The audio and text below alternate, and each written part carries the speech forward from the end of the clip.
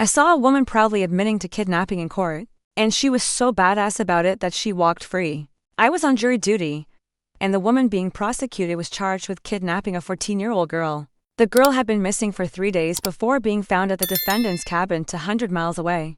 The woman had been seen on security footage picking the girl up from school in her car. She'd also been caught on traffic cameras driving out of state with the girl in the passenger seat. The girl's parents had filed a missing persons report immediately, triggering an Amber Alert. State police found them after the woman used her credit card at a gas station.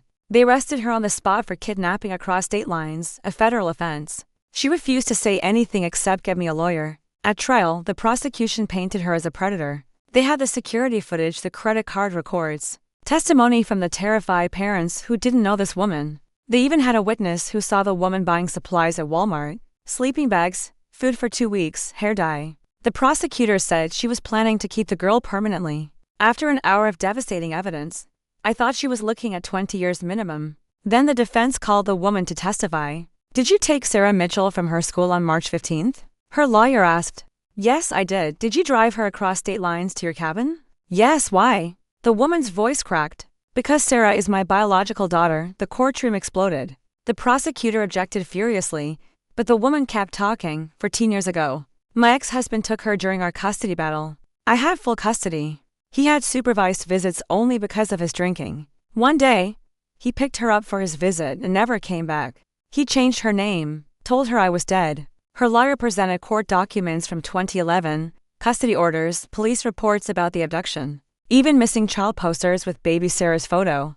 "How did you find her?" "She posted a TikTok that went viral. She has a birthmark on her neck shaped like a butterfly. I knew instantly. I hired a private investigator to confirm through DNA testing. Her friend's discarded coffee cup matched mine." "Why didn't you go through the courts?" "I tried. The moment I contacted local police, her father was going to run again. He'd done it before. I couldn't lose her twice." The prosecutor interrupted. "You still broke the law." The defense attorney pulled out more documents. "My client filed emergency custody petitions in 3 states. All were delayed by bureaucracy. Meanwhile, she had evidence Mr. Mitchell was planning to flee to Mexico. Plane tickets purchased for the day after she acted." Then came the most damning evidence. Sarah's own diary submitted by the defense detailing years of abuse by her father and stepmother. Entries about being told her real mother was dead, about wanting to find her real family. The judge stopped the trial. He ordered a recess and demanded to see all family court records immediately. When we reconvened, he looked disgusted. This child was legally kidnapped 14 years ago. The system failed to return her to her rightful parent. While I cannot condone taking the law into your own hands, I also cannot punish a mother for recovering her stolen child when every legal avenue failed her. He dismissed all charges with prejudice, meaning they could never be riled. Then he did something I've never seen. He ordered the bailiff to arrest Mr. Mitchell, who was in the gallery on the spot for custodial interference and child abuse. The last thing I saw was Sarah running to hug the woman she just learned was her real mother. Both of them crying. The prosecutor looked like he wanted to disappear into the floor. As the courtroom slowly emptied, none of us on the jury moved. We were still processing everything that had happened: the confession, the revelation, the dismissal, the arrest. It felt like we'd watched a full season of a crime documentary compressed into a single hour. Even the judge looked shaken. Sarah clung to her mother like she was afraid someone would take her away again. And honestly, after what we had just learned, I couldn't blame her. The mother kept whispering, "I'm here. I'm right here. I'm not leaving you again." And Sarah kept nodding into her shoulder. It was the most raw and emotional thing I'd ever seen in a courtroom. Then something happened that made the entire room fall silent again. Mr. Mitchell handcuffed. Furious, red-faced, started shouting as a bailiff tried to escort him out. "She's lying. She stole her. She brainwashed her." But nobody believed him. Not anymore. The judge banged his gavel so hard the sound echoed like thunder. "Mr. Mitchell, if you say another word, I will hold you in contempt on top of the charges you are already facing." He shut up instantly. The stepmother, who had been sitting quietly behind him the whole trial, broke down sobbing. But it wasn't grief, it was terror. The moment the bailiff turned toward her, she stood up with her hands in the air as if she already knew what was coming. Another officer approached and asked her to come with them for questioning. She didn't resist. She looked like someone whose entire life had just detonated. Once the courtroom officially adjourned, the judge did something unexpected. He stepped down from the bench, walked directly to Sarah and her mother, and spoke quietly to them. We were too far to hear the words, but the mother nodded, crying, clutching Sarah's hand. Later, I found out he personally contacted Child Protective Services and ordered immediate emergency placement with the mother. No delays, no red tape, no temporary foster mess. He wasn't going to let bureaucracy tear them apart again. As jurors, we exited through a separate hallway, but none of us talked. Not one word. I don't think anyone knew what to say.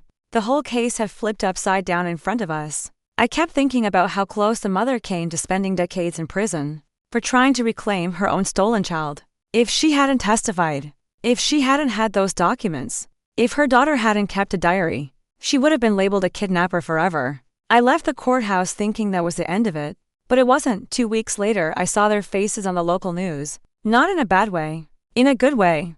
The headline read, "Long-lost mother reunited with daughter. After a 14-year abduction investigation reveals systemic failures." The story went national within hours. Every major network ran the segment. People were outraged not at the mother, but at the system. The family courts that ignored her petitions. The police departments that let the case go cold. The agencies that should have helped but instead let a kidnapped infant disappear into another identity. Interviews with neighbors of Mr. Mitchell started airing. Horrifying ones. One woman said she once heard Sarah crying outside late at night. Another said she saw bruises. A former teacher mentioned that Sarah always seemed scared when her stepmom picked her up. All those red flags missed. Meanwhile, the mother stayed out of the spotlight. The reporters only got a photo of her and Sarah walking into a courthouse building for a custody confirmation hearing. They were holding hands, matching butterfly-shaped necklaces around their necks. Sarah wore hers proudly, almost like a badge of identity. She finally understood. Then another update broke. Mr. Mitchell tried to claim that the DNA results were fake, that the mother had tricked the system. But prosecutors now had 14 years of evidence against him: false identities, forged documents, interstate flight, child endangerment, physical abuse. His lawyer quit 2 days into the pretrial hearings. The stepmother turned on him almost immediately, agreeing to cooperate in exchange for a reduced sentence. Her testimony sealed everything. She admitted she knew Sarah wasn't his biological child.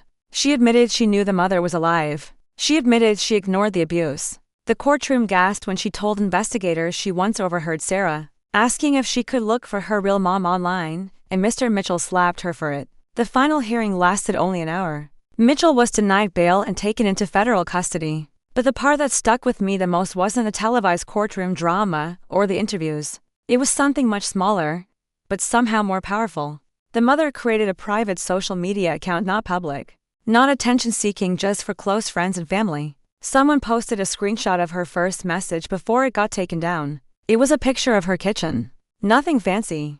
Just 2 bowls of cereal sitting on a messy table. A pair of backpacks leaning against the chairs. A teenage girl in pajama pants laughing while her mother burned toast in the background. The caption read, "For the first time in 14 years, I made my daughter breakfast." That was it. Simple, heartbreaking, beautiful. And it made me realize something. We were never watching a kidnapping case. We were watching a rescue the system was too slow to recognize. I still think about that trial sometimes, especially when people talk about justice like it's a clean, flawless machine. It's not. It fails. It misses things. It breaks people. But on that day in that courtroom, justice finally caught up. And for once, it chose the right side. Story to what do you do when the parent who raised you uses the truth to destroy your place in the family publicly? My name is James Bentley, and I grew up believing 2 things. Family is everything. My dad may not have been perfect, but he always loved me. Both beliefs were shattered on his 60th birthday. It was supposed to be a celebration, a grand event at the country club. Hundreds of guests, fine wine, laughter that echoed from the Fox marble floors to the grand chandelier overhead. My father, Carlton Bentley, was a successful real estate mogul, charming, dazzling, dangerous. The kind of man who cared more about legacy than love. He and my mother, Evelyn, adopted me when I was 3 for years. They never let me feel different until Mom passed away when I was 16. After that, something in the house changed. Something in him changed. But tonight, something changed forever. As the party reached its peak, Carlton raised his champagne glass and tapped the microphone. "To family," he said, his voice booming with pride. "To my legacy and to my one true son, Michael." Michael, the biological son, 2 years younger. A financier who'd been groomed for the family throne. My cousin leaned over and whispered, "This is going to be good." I didn't understand. "Not yet," Carlton's voice echoed through the hall. "As many of you know, I've updated my will after months of deep reflection." People quieted. He grinned. And it was not the grin of a proud father. "And I've made a hard decision," he continued. "In the interest of keeping my family legacy pure, I removed someone from it. Soft murmurs. Then Carlton looked at me, right at me. James, my adopted son. The word hung like a curse. You're a good man, but legacy is blood and you're not mine. Laughter erupted, knives wrapped in silk. My aunt, my father's business partners, even Michael's smug smirk. They all laughed like it was a joke. An awkward, ugly joke at my expense. I didn't laugh. I didn't cry either because something inside me had already broken long before this moment. Long before that microphone ever amplified his betrayal. I took a quiet breath, stood, buttoned my jacket and walked toward the head table. The room fell silent as I approached. Carlton looked smug, like he expected an apology or maybe a scene, but I said nothing. I reached into my jacket and pulled out a thin, neatly folded document, printed on thick cream-colored paper without a word. I placed it on the table right in front of him. Carlton glanced at it, puzzled. The headline was visible to anyone near enough to see. Bentley Properties LLC, Transfer of Ownership Agreement. His eyes widened. I looked at him calmly, then straightened the paper between my fingers and tore it in half. Then in quarters, then in A's, slowly, deliberately. Right in front of everyone. The paper fell like snow onto the tablecloth. Carlton didn't laugh. Not this time. He reached out, suddenly, frantic, trying to gather the pieces. What did you just do? His voice wasn't amused anymore. It was fractured. The guests stared in eerie silence. I leaned in and said calmly, "You might want to tape that back together. It was the key to your retirement," and as I walked away, his face turned pale. But that was just the beginning. The room was quiet. Deathly quiet. As I walked away, Carlton stayed frozen. Pieces of shredded paper in his trembling hands. Every face in that room was locked onto him and me like they were witnessing a scandal. Unfold in slow motion. A scandal they never expected. But they didn't know half of it. I didn't stop walking. I went straight to my car, got in, and drove out of that marble prison. Past the stone lions at the gates. Past the ivy-covered pillars. Past the legacy my father cared so deeply about.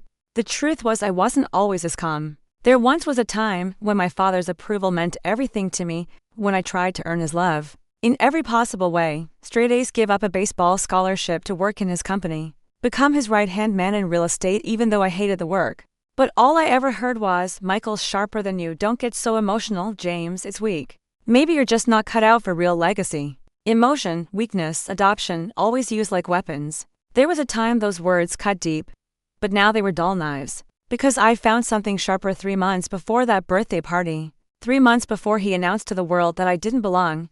Something strange happened. A letter arrived. No return address, no signature. But I recognized the handwriting. Evelyn Bentley's, my mother.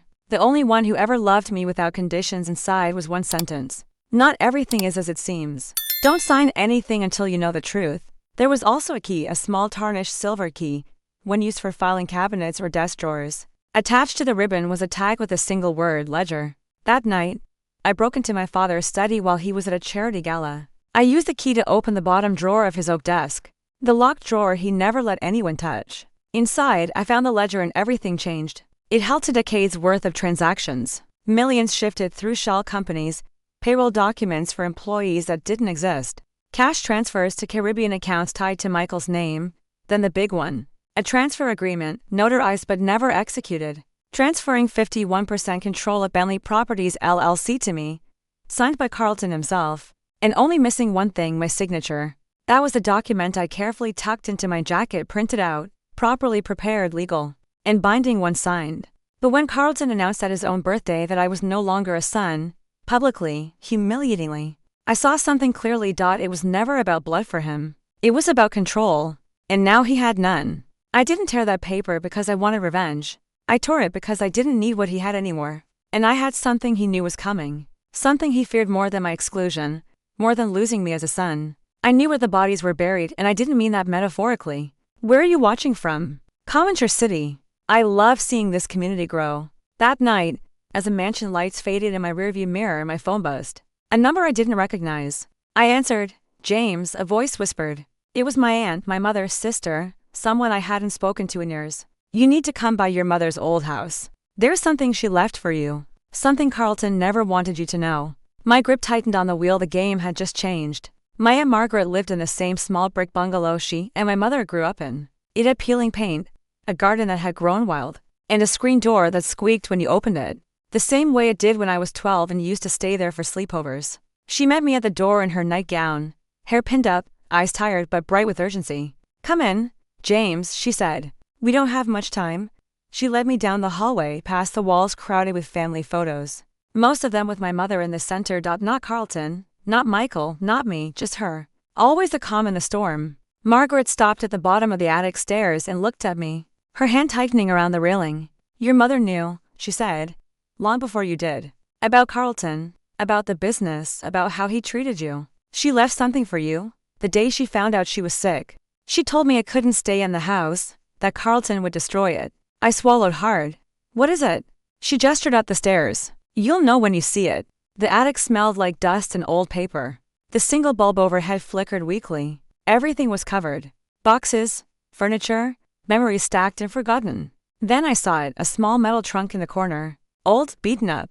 A faded blue sticker on top that read "Add personal." My heart pounded as I knelt and opened it. Inside were 3 things. A faded family photo. Mom holding me as a baby.